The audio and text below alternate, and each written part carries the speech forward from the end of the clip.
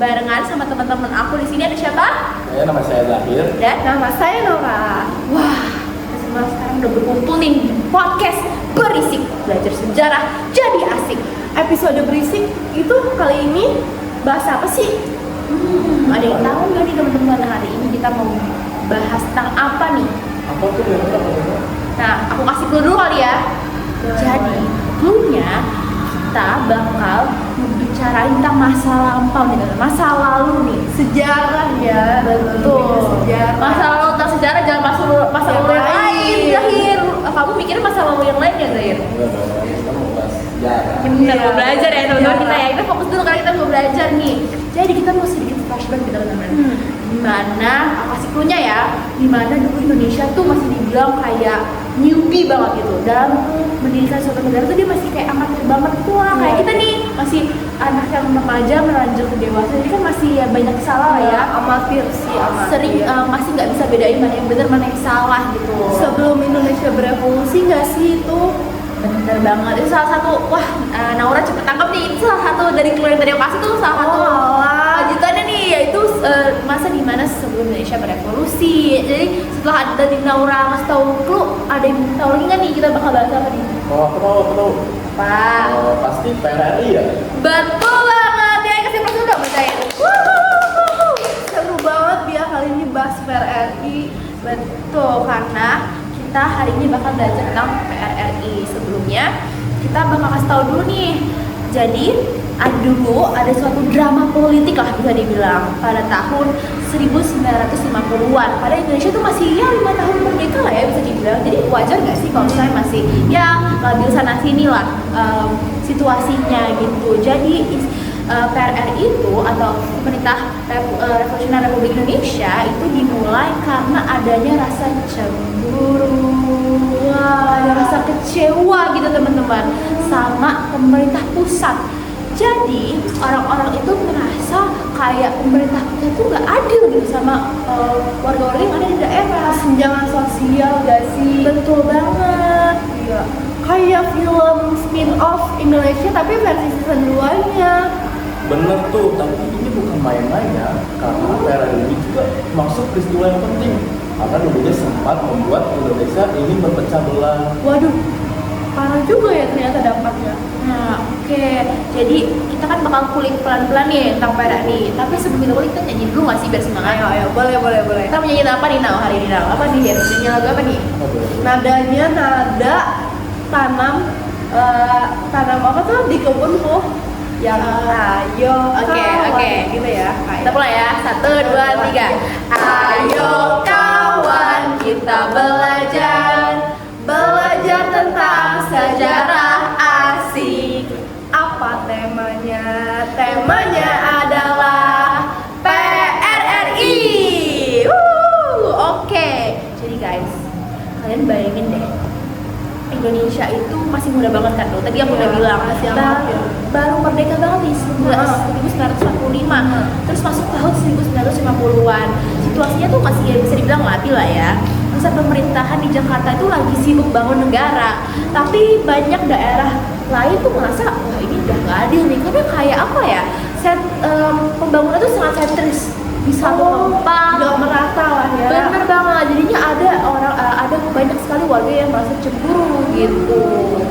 Kayak pusatnya tuh lebih sejahtera dibanding daerah-daerahnya ya. Bener. Kurang lebih seperti itu, daerah-daerah di luar Jawa seperti Sumatera, Sulawesi, itu kan mereka memasok pasokan alam yang banyak seperti karet, kopi, dan lain-lain.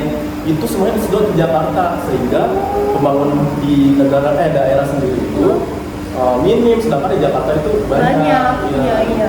Mau dipikir-pikir sangat gak adil ya. Gak adil banget. Bayangin aja nih guys, kalian itu yang panen nih, kalian udah capek-capek nanam suatu tumbuhan nih ya, sekalian yang tumbuh sampai tumbuh besar, sekalian yang panen, habis itu kalian yang masak sampai makan jadi malah dimakan sama orang lain, kan kesel gak? Kesel sih. Kecewa kan? Kecewa banget. Nah itu bisa digambarkan salah satu latar belakang terjadinya PRRI. Iya, berarti secara nggak langsung PRRI ini muncul karena ketidakadilan. Betul, ditambah lagi waktu itu politik di Jakarta itu sering gonta-ganti dan kabinet-kabinet di Jakarta itu sudah memberikan memperhatikan kebutuhan di daerahnya, sehingga dia membutuhkan kestabilan di Jakarta itu, dan daerah tidak dipedulikan sama sekali oleh para pemerintah. Dikucilkan lah ya, di anak dirikan. Iya. Sih sebenarnya bisa dipikir itu nggak banget sih, kayak apa ya, kecewa ya. Kecewa. Sebagai kita kan berjuang sama-sama merebut kemerdekaan bersama ya, tapi tiba-tiba yang sejahtera cuman daerah pusat doang, kan nggak adil ya. Iya. Nah, that's why nih kecewaan ini akhirnya diluapin sama beberapa tokoh. Ada tahu nih tokohnya siapa aja? Enggak. Nah, pertama ada tokoh yaitu seorang kolonel yang sangat memiliki pengaruh yang sungguh besar, namanya Kolonel Ahmad Hussein. Dia itu komandan militer di Sumatera Barat. Jadi kalian tahu lah ya, udah tahu dia kolonel, dia komandan, pasti dia memiliki pengaruh yang sangat besar dan pengikutnya juga sangat banyak gitu. Jadi kalau misalnya dia gerak, yang lain juga pasti pada gerak. Iya benar, karena dia punya, ya bisa dibilang pengaruhnya cukup besar lah ya gitu. Nah, gimana nih? Terus ada tokoh siapa lagi nih selain Kolonel Ahmad Hussein? Ada yang tahu nggak? Seperti aku tahu, yang saya tahu sih sebenarnya adalah Syafruddin Prawira Negara. Beliau adalah tokoh sipil dari Padang. Nah, beliau ini terkenal karena agresi di Belanda. Kedua, beliau juga yang menjalani komunitas PRRI Di daerah Padang. Iya. Lalu, jadi bisa dibilang dia tuh kayak apa ya? Bisa dibilang dia orang yang berpengalaman lah ya untuk menjadi penyelamat Republik Indonesia gitu. Jadi orang tuh udah punya kayak kelas gitu buat si Ya udah punya nama lah ya. benar Syafruddin Prawira Negara. Namanya agak susah tapi dia dampaknya sungguh besar Luar ya. biasa. Lalu dia awalnya warga sipil ya? Benar, Iya. tapi beliau juga pernah disebut sebagai penyelamat Republik oleh masyarakat Padang dan daerah-daerah lainnya. Karena tadi ya yang agresi militer kedua Belanda ya. Iya. Wah keren banget, warga sipil tapi banyak ini ya apa Iya. pengaruhnya gitu. Pengaruhnya besar. Nah makanya ketika mereka ngerasa pemerintah pusat nih kayaknya udah nggak adil gitu ya, mereka berani nih melakukan suatu langkah besar, salah satunya yaitu mulai membentuk pemerintah Federasi Republik Indonesia atau yang disebut PRRI. Kapan sih mulainya PRRI itu? Tepatnya pada tanggal 15 Februari 1998, PRRI itu dideklarasikan di Padang, Sumatera Barat. Jadi mereka itu juga ingin membuat pemerintahan baru agar rakyat merasakan keadilan seadil-adilnya. Iya. Wah, keren banget sih. Berarti mereka tuh benar-benar nggak main-main ya. Benar banget tuh. Nggak not take any single chance agar mereka tuh bisa membuat satu pemerintahan yang baru. Berarti mereka bisa tergolong niat banget nih ya. Iya, sampai bikin kabinet loh. Iya, kabinet ada perdana menterinya. Jadi kayak bisa dibilang kayak Indonesia tapi 2.0, ya nggak sih? Iya, Kayak 2.0. Indonesia 2.0 gitu, kayak di dalam negara dibuat suatu pemerintah lagi yang lain. Ya pastinya bakal abu-abu nggak sih? Jadi kayak satu negara tapi punya dua pemerintahan. Kayak wah itu pasti bikin bingung lah ya. bikin bingung sih. Bikin banyak perpecahan juga gitu. Serem juga ya. Iya serem. Nah, jadi gimana nih? Di Jakarta kan ada pemerintah pusat.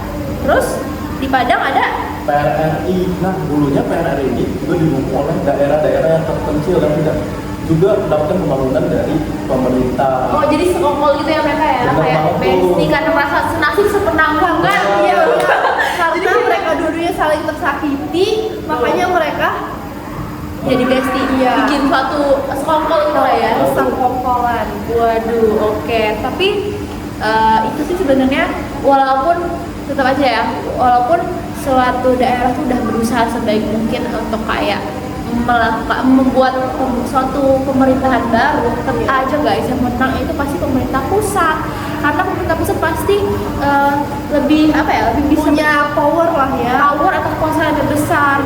That's why pemerintah pusat tuh nggak langsung diem aja saat tahu adanya pemberontakan PRRI gitu. Jadi mereka langsung aja nih ngegas atau membuat suatu operasi militer yang dibantu oleh TNI gitu. Nah, nama operasi militer itu operasi 17 Agustus. Ada juga namanya operasi Sabta Marga. Waduh serem juga ya, berarti sampai dampaknya itu sampai ada tembak menembak. Iya, betul banget. Situasi ini terjadi di Sumatera dan Sulawesi. Pada kali itu, pasukan PRRI memberontak para TNI agar mereka mengajukan atau menyetujui komunitas PRRI ini, tapi para pemerintah pusat juga tidak setuju dan mereka melakukan politik hukum. Oh, jadi nggak lewat militer dong ya, tapi ada jalur politik juga. Hukum. Oh gitu. Nah, terus gimana tuh nasib PRRI sekarang setelah kejadian itu? Lama-lama PRRI itu juga bakal lemah dan banyak tokoh-tokoh PRRI yang dimasukkan ke penjara bahkan dibunuh mati. Oh, di Bun-Bun. Oke. New word ya guys, bun-bun. Kata baru dari King Zahir ya guys, di Bun-Bun. Oke. Jadi kayak mereka kan coba tarik simpati tokoh-tokoh daerah nih supaya bisa balik setia ke Jakarta gitu kan. Tapi trik itu tuh lumayan berhasil. Makanya tadi yang dibilang Berarti sempat ada change lah ya, mereka bisa berhasil. Banyak daerah tuh yang awalnya dukung PRRI lama-lama tuh mundur karena ya itu pemerintah pusat tuh mulai narik simpati tokoh-tokoh yang berpengaruh lah, kayak aduh udah lah, lu gak usah join PRRI, udah Istilahnya kalah mayoritas. bener kalau mayoritas, apalagi mau seberapa banyak suara si pemerintah pusat bakal menang sih. Iya. Karena itu pemerintah pusat yang kata orang bilang tadi, dia powernya tuh banyak ya, besar gitu. Jadi kata Zahira tadi lama-lama PRRI mulai berkurang ya, katanya banyak lagi juga. Dan juga banyak yang ditangkap guys pada pemberontakan tersebut. Wah, sebenarnya kalau dipikir-pikir kayak apa ya? Ya nggak salah sih, karena kan melakukan suatu amarah nih, tapi kan amarahnya jadi jatuhnya kayak anarkis ya. Iya. Jadi kayak PRRI ini kayak warning gitu nggak sih buat pemerintah pusat, karena dia sejahtera tapi di bagian daerah ini nggak sejahtera. Jadi karena itu bisa jadi ada konflik besar. Betul. Bisa dampakin itu. Betul, makanya pembangunan merata itu menjadi kunci. Bukan cuma infrastruktur, tapi dihargai juga oleh pendapat daerah. Oke.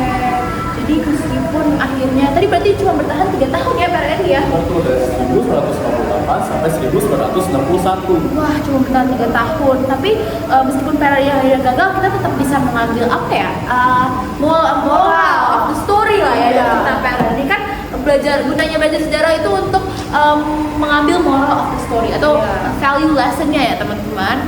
That's why kita bisa mengambil pelajaran kalau misalnya persatuan dan kesatuan itu kuncinya itu ada di keadilan teman-teman. Iya. Nggak mungkin kita bisa bersatu kalau misalnya gak adil. Gimana kita mau bersatu? Kita aja pasti ada rasa iri guys kalau misalnya nggak adil tuh. Iya, kadang-kadang ini kalau misalnya kamu sama kakak kalian atau saudara kalian diperlakukan gak adil sama orang tua kalian, kan pasti kalian kesel kan ya. Sama aja nih situasinya sama kayak si PRRI ini. Itu singkatnya sih. Jadi lebih masuk gak nih ilmu tentang PRRI? Banget sih. Seru juga siap episode kali ini bahas PRRI. Wah, kira-kira episode selanjutnya mau bahas apa ya? Lanjutlah. Mungkin orde baru atau lain. Asik tuh sistem demokrasi di Indonesia, seru lah ya. Seru banget. Oke. Tapi karena kita cuma bisa bahas sampai sini doang, sedih banget kita bakal berpisah sama kalian. Tapi kalian tetap bisa nontonin kita yaitu Episode selanjutnya. betul banget. Sekian aja dari kita, yaitu Barisi.